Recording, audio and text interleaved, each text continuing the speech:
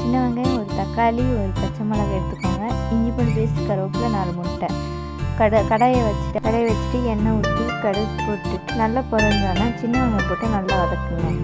வதக்கி கொஞ்சம் நேரம் வச்சுட்டு கருவேப்பிலை, பச்சை மிளகாய் போட்டு கொஞ்சம் வதக்குங்க. வச்சுட்டு மஞ்சள், உப்பு, தக்காளி போட்டு கொஞ்சம் வதக்கிடுவோம். நல்லா கொஞ்சம் தண்ணி ஊற்றி கொஞ்சம் கொதிக்க விடுங்க. நல்லா வதக்கி கொதிக்க விட்டுட்டு கரம் மசாலா, உப்பு போட்டு கொஞ்சம் நேரம் வச்சுட்டு கொஞ்சம் நல்லா வதக்கிட்டு 4 முட்டை எடுத்து நான் 4 முட்டை எடுத்துக்கோங்க. உங்களுக்கு தேவையான முட்டை எடுத்துகிட்டு அதுக்கு இந்த மாதிரி தக்காளி வெங்காயம் போட்டுட்டு கொஞ்சம் நேரம் அந்த முட்டையை உடச்சி ஊற்றிட்டு அப்படியே வச்சுக்கோங்க. அப்புறம் நல்லா வதக்குங்க. வதக்கிட்டு ஸ்லோவில் வச்சு வதக்குங்க. கொஞ்சம் பிடிக்காமல் இருக்கும், நல்லாவும் இருக்கும்.